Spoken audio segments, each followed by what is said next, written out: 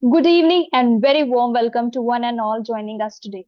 It gives me immense pleasure to welcome all participants, guests, cybersecurity enthusiasts, and learners who have connected with us for today's session.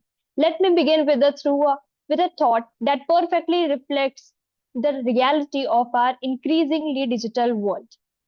Trust is the foundation of every digital transaction and the greatest weapon in every cybercriminal's arsenal. Every time we click a link, respond to a message, or sign into a platform, we extend a degree of trust. But what happens when that trust is weaponized against us? Today, cybercriminals don't just hack systems, they hack human confidence. And that brings us to today's critical and deeply relevant topic, the cost of trust. How cybercriminals exploit digital confidence. Today's discussion will help us understand how threat actors leverage the very trust we place in digital systems, institutions, and people to carry out phishing attacks, social engineering, identity fraud, and more. It will also explore strategies to build resilient digital trust without compromising security. I am Varka Lakshmi, and it is my privilege to serve as the anchor for today's session. This lecture is part of our Cyber Sunday series, episode 20, conducted under Project Cyber Shield, an initiative of Naksh Foundation in collaboration with the School of Law, Galgotias University, Noida, Uttar Pradesh, dedicated to promoting awareness, learning, and meaningful conversations around cybersecurity, cyber law, digital governance, and emerging technologies. Today May marks episode 20 of our Cyber Sunday journey. And we are truly delighted to have all of you with us this evening. Before we proceed further, let's feel the energy of our virtual audience. If you are excited for today's session, please type ready in the chat box. We would love to see your enthusiasm as we begin this insightful learning experience together.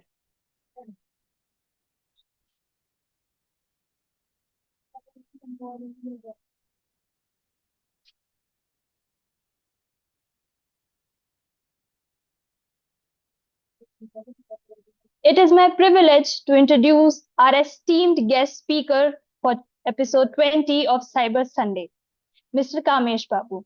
With over 20 years of experience in cybersecurity, IT infrastructure, risk management, governance, and compliance, he serves as the CISO and global head of IT and cybersecurity at Subex Limited.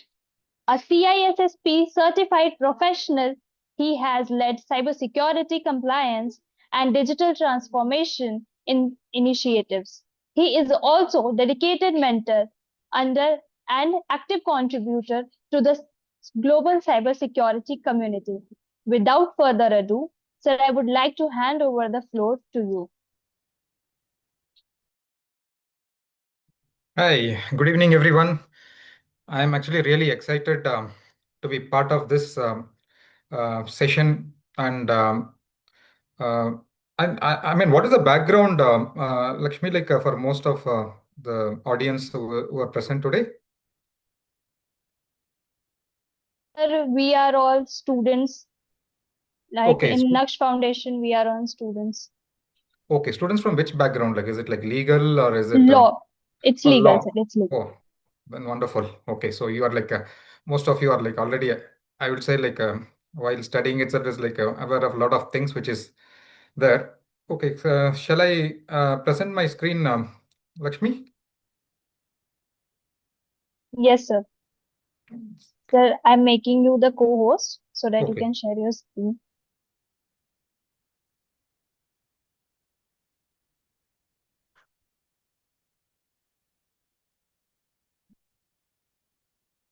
one sec.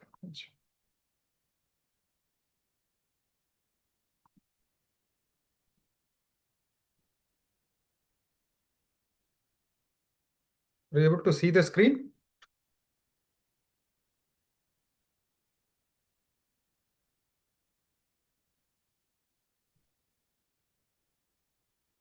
Are you able to see the screen? No, sir, not now. Sir, you are showing, you have an option of share screen in One your second. laptop. That share and one arrow is Yeah, there. yeah, Yes, yeah, sir. it is. Yes, sir.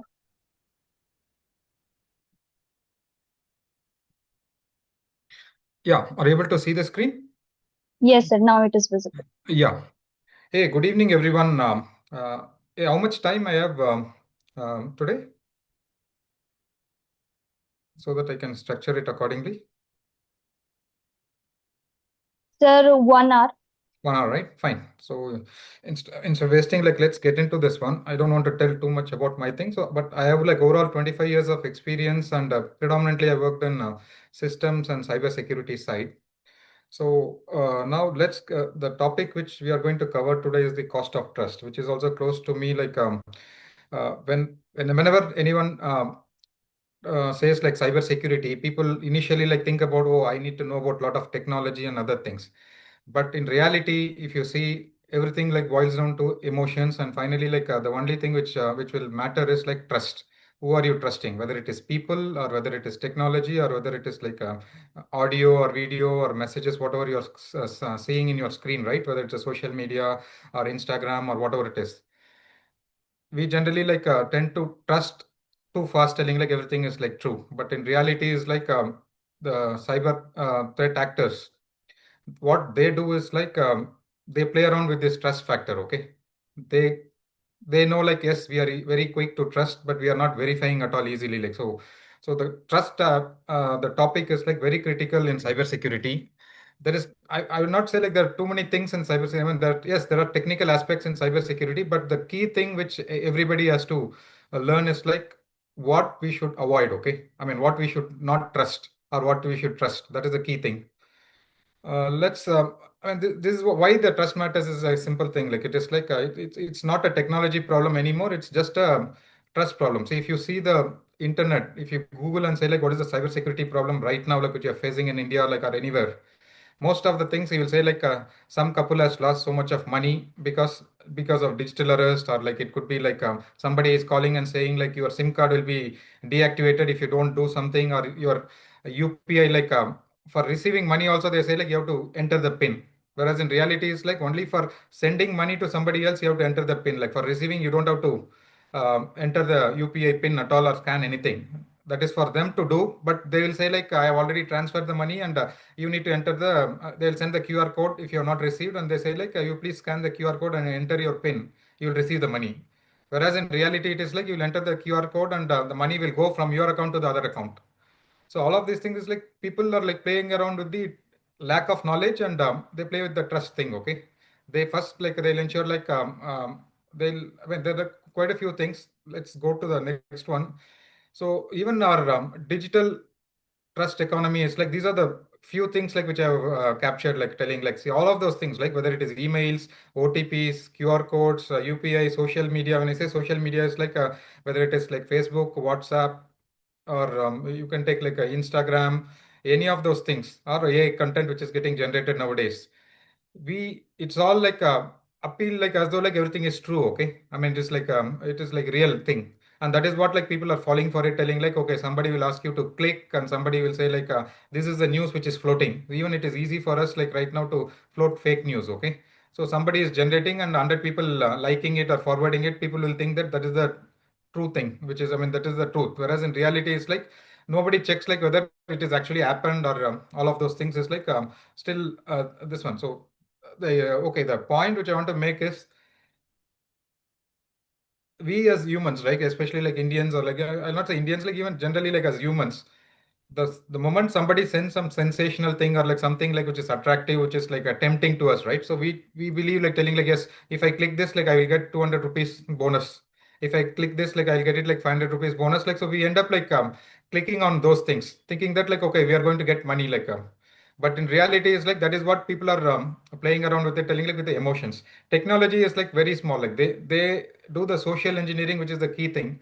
Whereas like if I have to tell you a stats, uh, 80% of the attacks which happens across the globe, right, which is like I'm not talking about like targeting the individual users, like I'm telling across the organizations, ransomware and all those things. 80% of the attacks are because of compromised credentials. That means your password is compromised, like somebody has hacked your password. Even as of today, with so many things coming, it is the password which is people are not able to keep it safe. Okay, the password.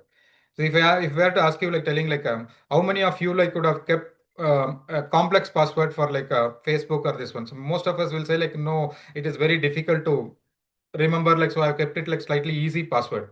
And the other biggest issue is like most of us share the same password across multiple things, like whether it is Gmail, whether it is Hotmail, LinkedIn, or multiple things. We end up keeping the same passwords, most of us, or like very small, or like with very small changes, right? So which is again a problem. We need to have a different ways of like we need to keep it complex as well as like it should not be so complex that it is difficult for you to remember. You should be in a position to remember that one.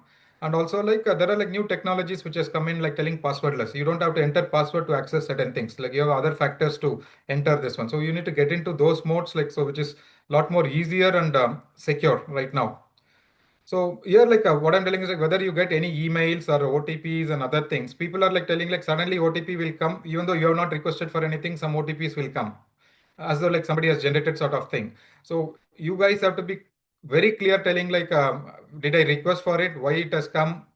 There is something fishy in this one. Like so, if somebody is like reaching out to me for such OTPs or anything, you need to be extremely careful in that one. Okay, and UPI is again the same thing. Like as I mentioned, UPI is like the one of the best inventions in India, and it's easy to implement and everything. But only thing is like people only for sending you need a pin. Okay, for receiving any money you don't need any pin at all.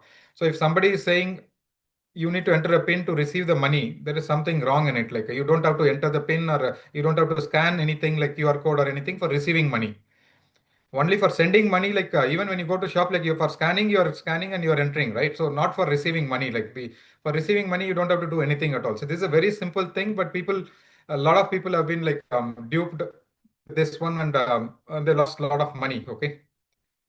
Again, same thing with social media also. Like it is like fake profiles and all those things. Like with AI also, like fake video profiles, everything is coming in. So you don't even know like the person whom you are talking to or chatting with, is it the right? I mean, is it the actual real person or not? Nobody knows. So you need to verify it. Like in other ways, you have to verify it. So in simple word, like simple thing, like I would say, like the equation is this one. So cyber criminals exploit the gap between the verification and the trust. Okay, we trust, and there is a next step which is called the verify. What the cyber professional do is like they don't give you the time to verify. Okay, they will say like, "Bus, this is needed right now. Police is waiting there. If there is some scam, they'll say like your Aadhaar card is like, we have got your Aadhaar card. They will say like your number is going to get deactivated within 1 hour, 2 hours.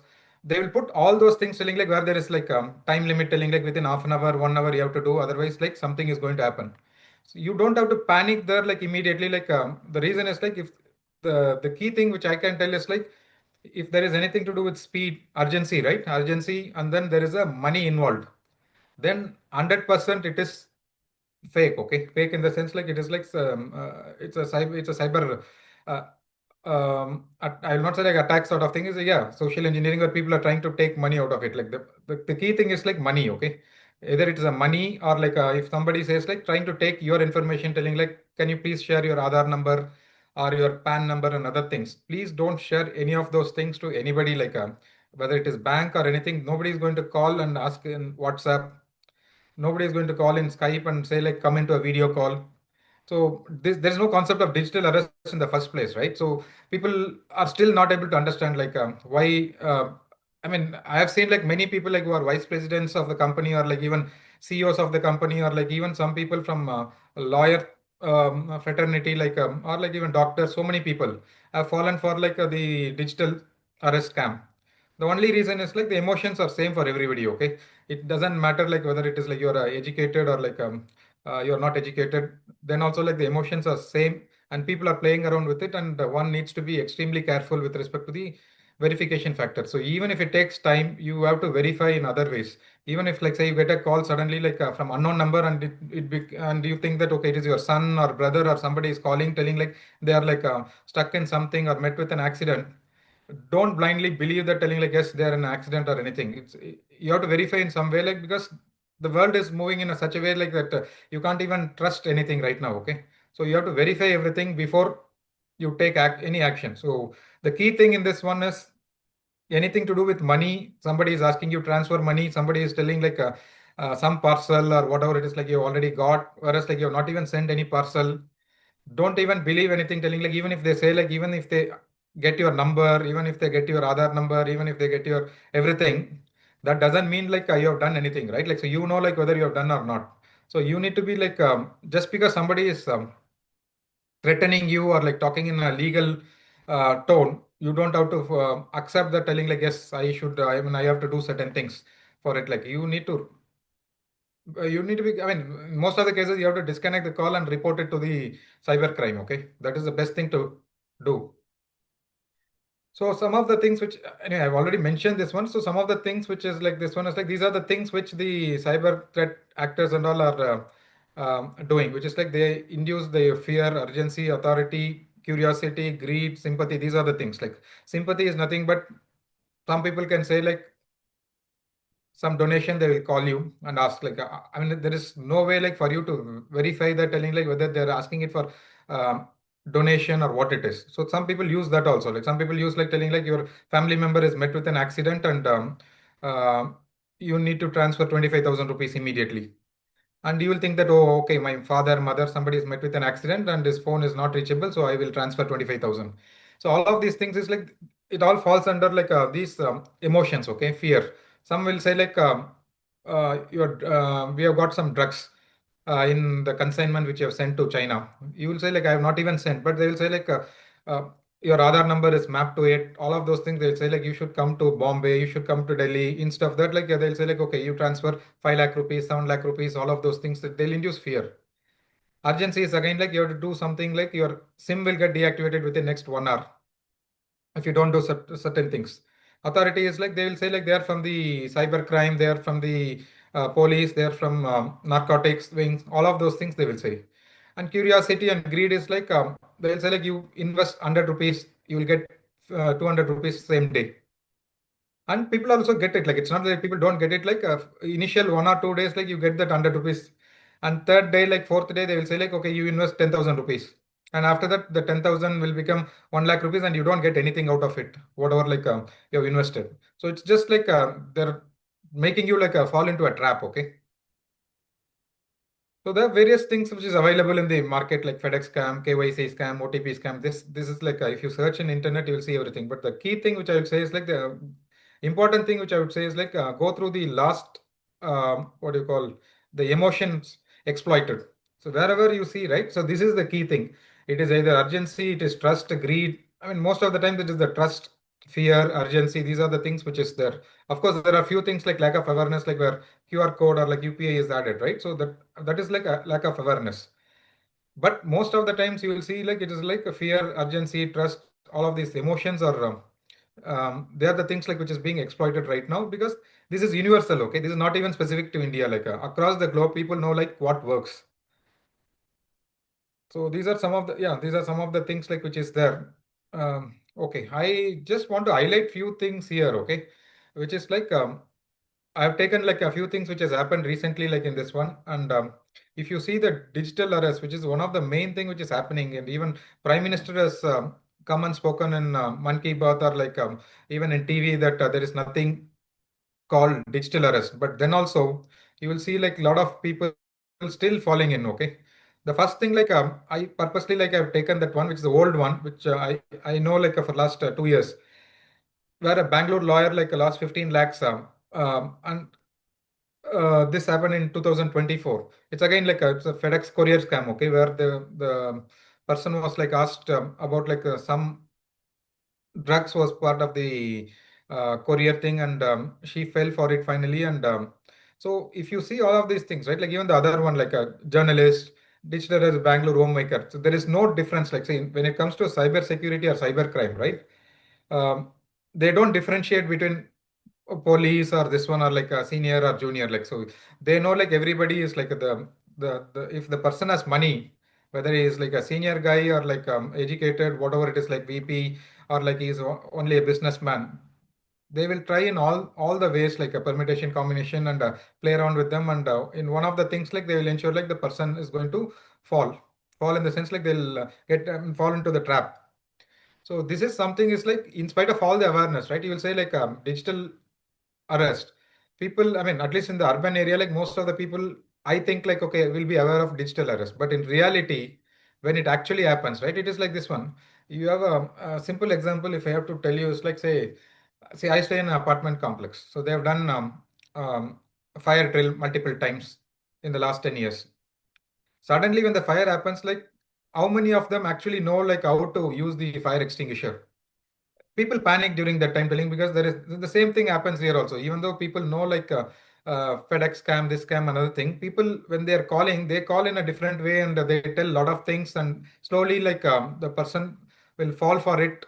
So that is where the key thing is like how do you ensure like you're aware of all of these things, and that is where the key thing, as I mentioned before, right, when it comes to money, or when somebody says like you have done something wrong, when you know like that you have not done anything wrong, then even if they say like I know I know your Aadhaar card, I know your XYZ, I know your mobile number, I know your house address. See it in this generation, I mean this age, anybody can find out like what is the house address and other thing. Okay, it is not that difficult like to find out like your family member details, your house details, everything. So just because they know doesn't mean like you have to accept or like you have to follow like what they are telling. You need to be strong, and the you have to discuss. Most of the times you have to disconnect it. It's not like only once you get and they're not going to call you, right? I've got it like at least like 50 to 60 times. I've got the calls till now. FedEx itself I got like some 20 times. The different scams I got it like at 20, 30. Since I'm part of the cybersecurity, I know like yes, this is part of this one. So I entertain certain times to go and record also, telling if they ask me to come in Skype to see like how they will say like there's a calling from a police station, and also they have taken a two-bedroom house or three-bedroom house, and they will show like they're actually calling from police station and all. Whereas in reality, it's like it's all like a fake, and they're just trying to terrorize. And then people have been caught with the digital arrest for like they've been stuck at home for like 20 days, 30 days continuously. Their video is on, and their everything is getting recorded, and slowly like they transfer money to the threat actors. So moving forward, right? So I also want to touch up on the AI one. Okay, with AI coming in, these things have become like really, really, really difficult to figure out. Like voice cloning. Previously, at least like based on voice, you can find out. Now you cannot even make it like telling like whether the voice is like actually from the person, or it is like from it's a cloned one. It is very difficult right now. Even video, deepfake video is also the same. It is like video, like if you see something, so then you might be asking like, what should I believe? I'll say like whatever you are getting every day, 50% or 60% is fake. You don't have to believe any of those things. You have to use certain things like telling like whether the source. How do you find out the source? You have to find out the source like telling if somebody is sending a forward. If there is no news article like from a reputed, what do you call like a news agency, then most of the time it is like hearsay, or like somebody is like having vested interest and they're sending it. Okay. So I mean, that's where like with AI coming in, it is becoming even more difficult for anybody to see like what is real and what is cloned or like fake right now. So these things are like even the previously like the scammers like they are like some of them are like not educated and their English is not great. Okay. But with AI coming in, they also generate the emails in a professional way, everything. So you can't even find any fault in the email, and you will think that exactly like everything is perfectly fine. And I mean, you will be tempted to click something. Okay. That is where like you have to resist and say like, okay, this is from an unknown email ID. You have to check the email ID. All of those things checks you have to do. And what happens like if the cost of this trust, like if we figure out like if you figure like that okay, I trusted somebody and he has cheated. These are the things which we'll get into, right? Financial loss. This is what the main thing which happens. Our identity theft, like where like our passwords and other things is taken somewhere sometimes, and they are using our Aadhaar and other things for some unwanted activities. Then they might even post your pictures and other things like and target your reputation. And of course, like you go through the emotional stress like as part of the entire thing. Okay. So what do we do? Like, I mean, this is the simple thing, but it's also the most difficult thing. Okay. I will tell you that also. While I say like this is the easiest thing, but I'll also tell this is the most difficult thing to follow, because you have to follow not in theory, right? When the real situation happens, you need to do all these five things, okay? Stop, think, verify, confirm, and report. So when there is an urgency for you, like if somebody says like, see how many times like I've got many times like somebody forwarding the same friend forwarding Amazon voucher is there like you get something free.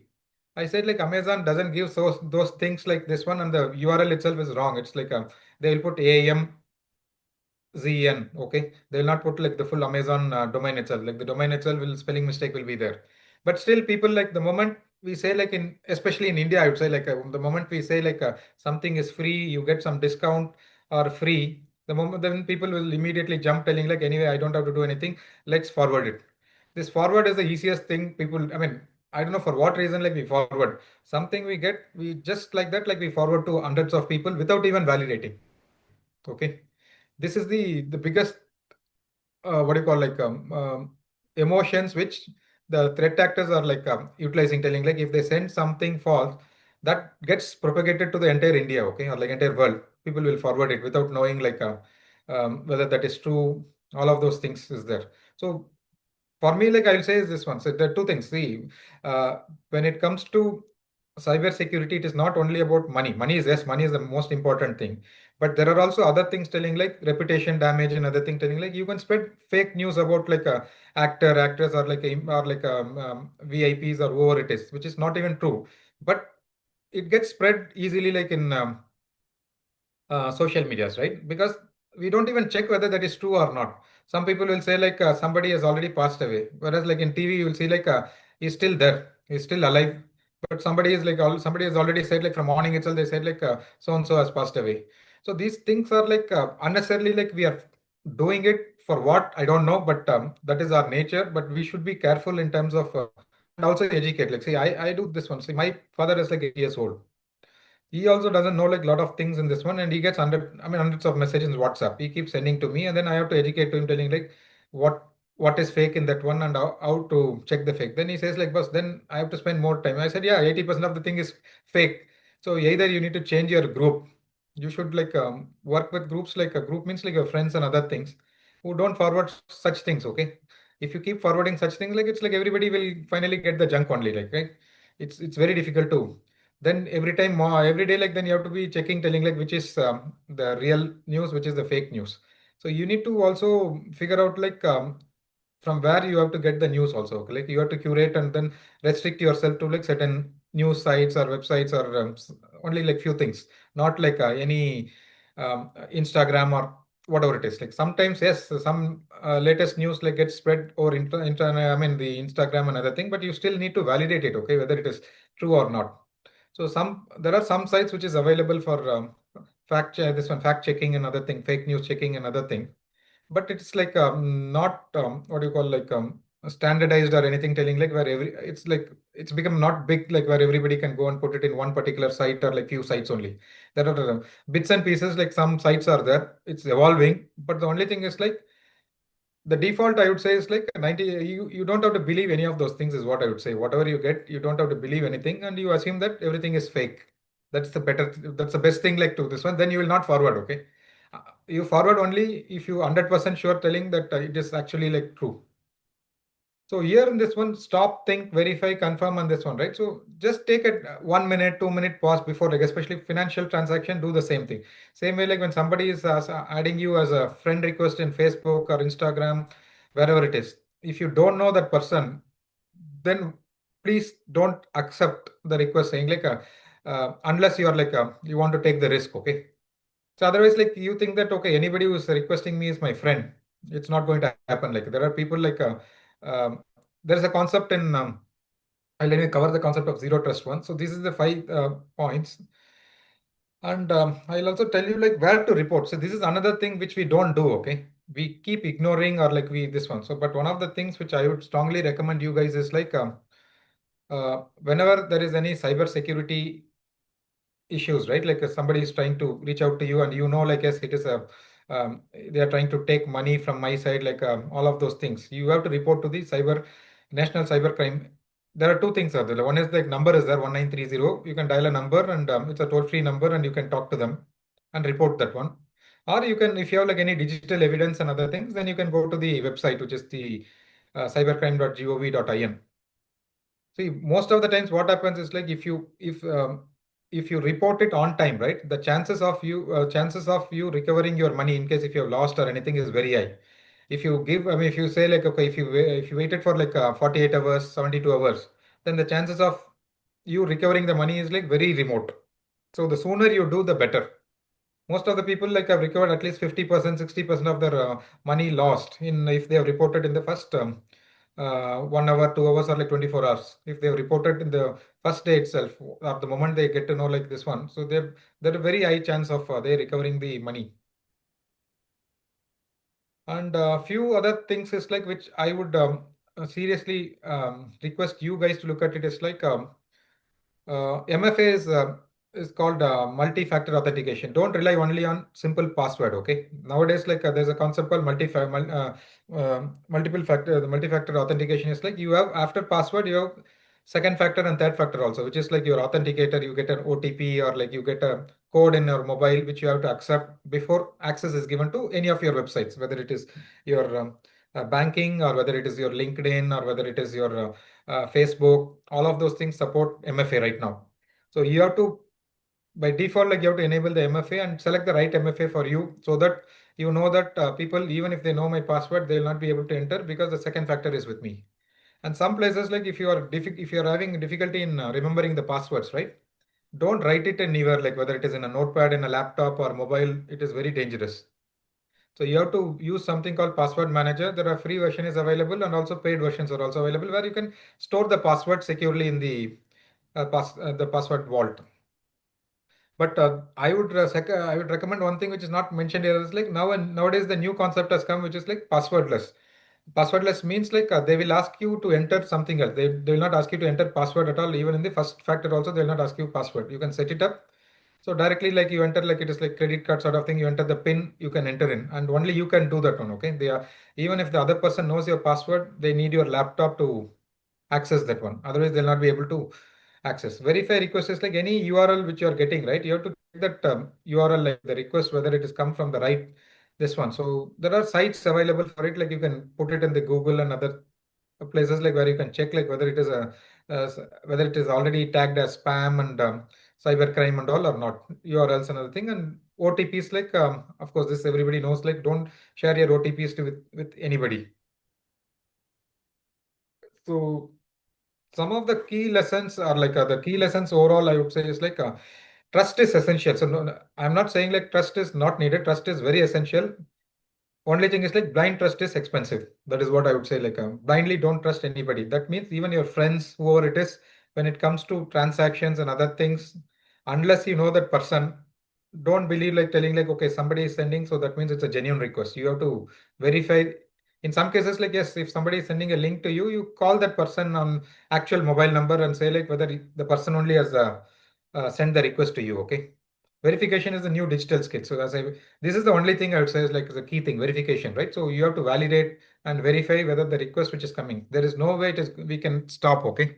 So digitalization has already happened and it's happening and we cannot go back to the old age of like doing only like checkbook and other things, right?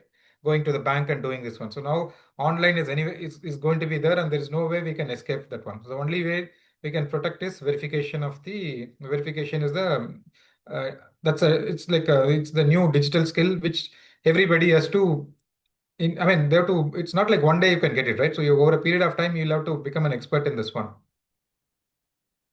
And this since you guys are from the cyber son of the law background, right? So I also want to touch upon this one. Like there are two key cyber laws which we have in India. The one the old one was the IT Act of 2000, which is what the even today like we use, okay, for predominantly against electronic transactions, signatures, cyber crime, all of those things is like it comes under the IT Act 2000. And the latest one which government has brought in is the Digital Personal Data Protection Act, which is like 2023 Act is this one. Just now, like they passed last year and they have not yet fully implemented. It is getting implemented as we speak. In 1 year, like it will be complete. This is the second law. The DPDPA is like predominantly about your personal data. Okay. Your personal data means like you give your mobile number, lot of things to when you shop, all of those things, right? and they're misusing already, like whether it is mobile companies or whether it is e-commerce companies or wherever it is, like everybody is having your number, right? So this law will ensure like whoever is collecting your number, they have to protect it and they cannot share it with anybody else, and they have to, and if something is proved telling like the data is leaked from that particular organization, there is a penalty as high as 250 crores right now, like the Indian government has put. This law is similar to the GDPR law, which the Europe has already, I think 9 years back, like 9 to 10 years back, like Europe has already um, enacted this law of GDPR. So the DPDP is similar to that one, where our personal data is like going to be protected, and people will be extremely careful, like in collecting, and there is a lot of responsibility on people who are collecting this data. So if they're asking, like telling, like give your mobile number for XYZ reason, they can use it only for that XYZ reason, not for this one. If somebody is saying like I want it for my marketing of like my product, like Zoom has taken for Zoom, they can only use it for Zoom. They cannot give it or like they themselves cannot promote like something else using that mobile number, like for marketing. And so the government is doing its bit, but the only thing is like it is my personal opinion, and it's like government can only do so much, okay? At the end of the day, like it is about our culture and the way we are brought up, another thing, right? It is going to take a lot of time for us to come out of this trust factor and start questioning and what do you call, like verifying, asking questions, tough questions, and then thinking like whenever there is transactions and other things, right? When somebody is asking, like we need to be aware of the our laws as well as the I mean, what is going on behind it? Okay, it's going to take some time. There are countries like Europe, and they're probably like a one step, not one step, like they're like some multiple steps ahead of us, like when it comes to personal data protection and this one, because culturally, like they have been like brought up like that, like where they question from beginning itself, like from during the early stage itself, like. Whereas for us, is like it's going to take a lot of time of awareness is going to be the key, okay?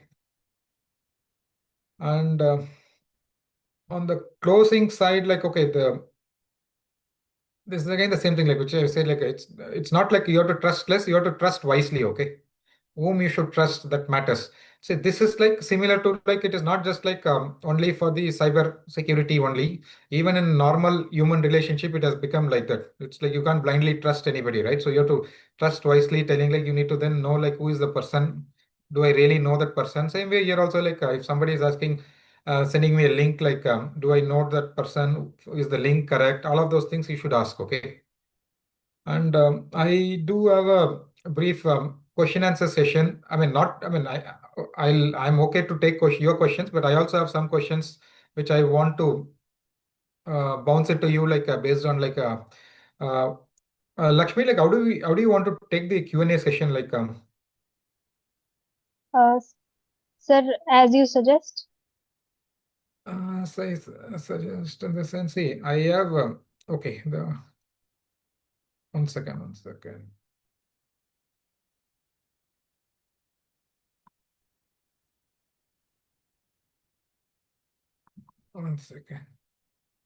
Oh, it's not in this one, right? Just a second, I'll come back again. Okay. In the meantime, if anybody has any questions, right, I'll take the questions. In the meantime, like I also have a few questions.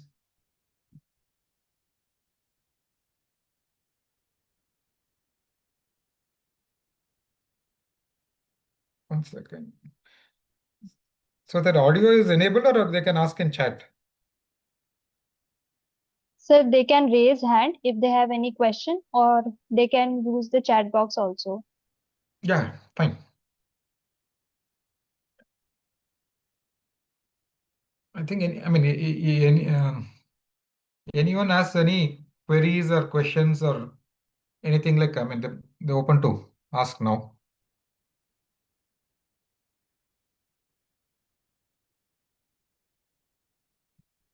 Okay, sir.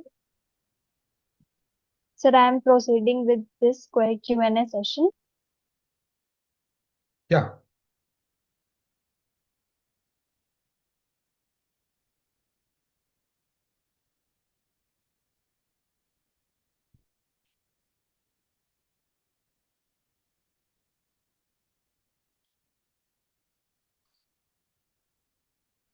Thank you so much, sir, for such an insightful and engaging session. We will now move to our Q&A session. Participants are likely to request to post their questions in the chat box. If you would like to ask your question directly, please use the raise hand feature and we will invite you to speak one at a time. We will do our best to address as many as questions possible within the available time. We encourage everyone to actively participate and make the most of this opportunity to interact with our esteemed speaker.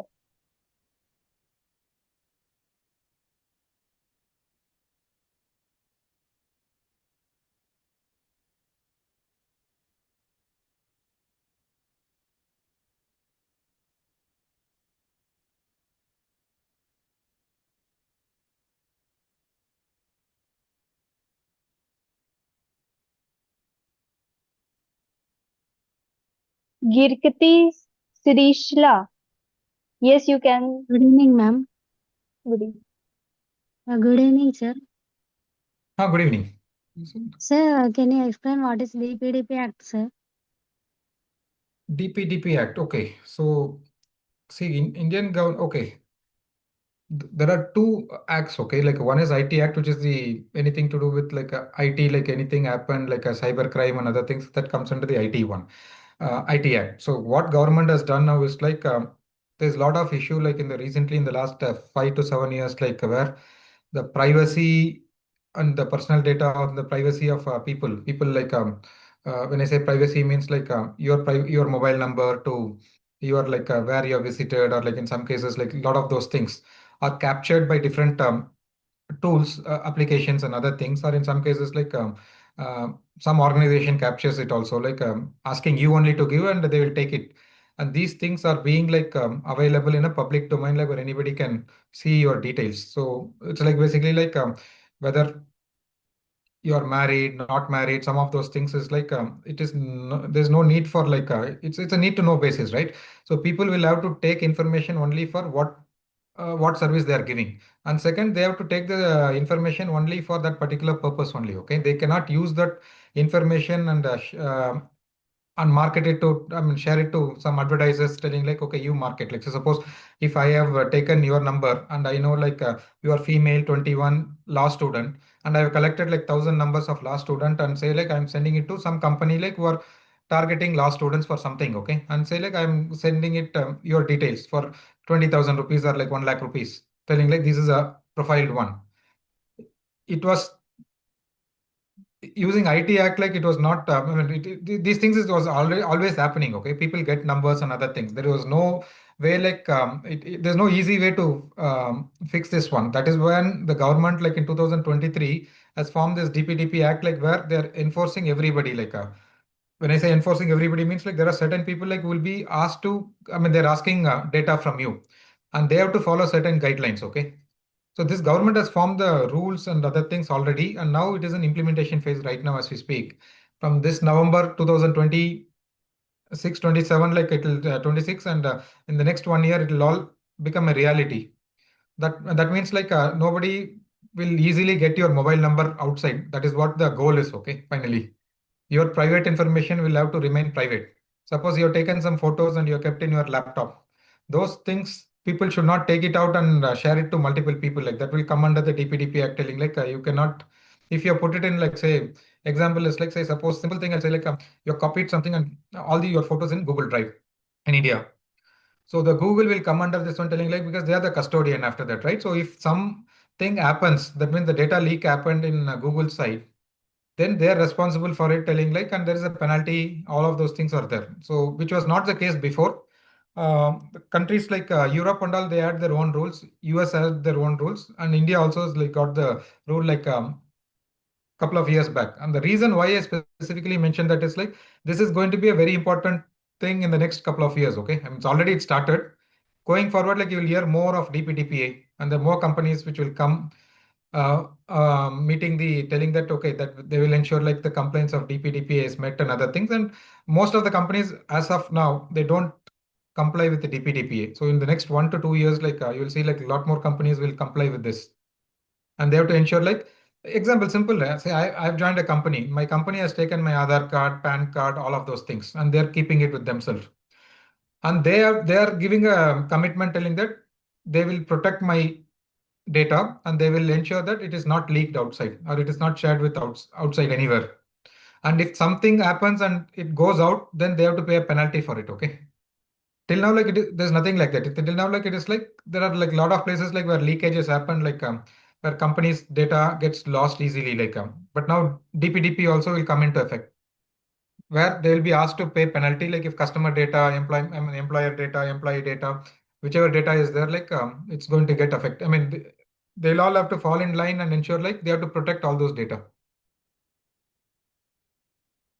Hope I've answered your. Yeah, thank you, sir.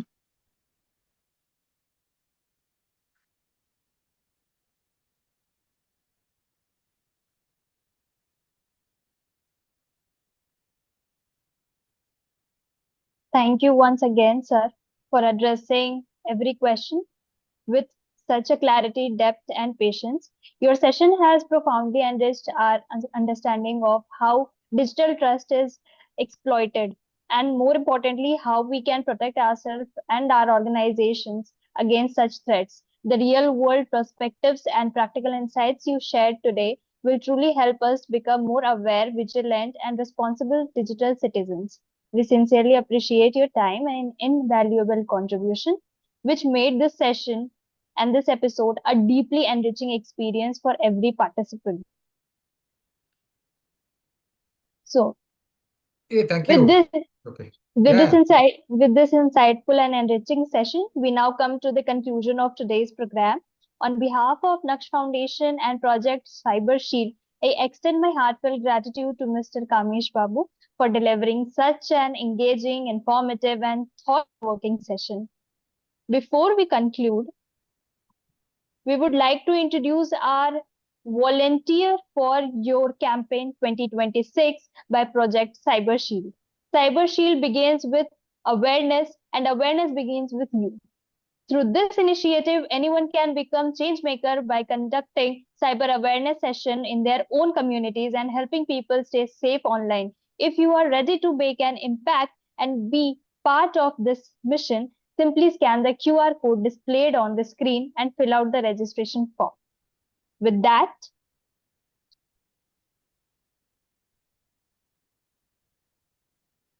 now everybody can scan the QR code.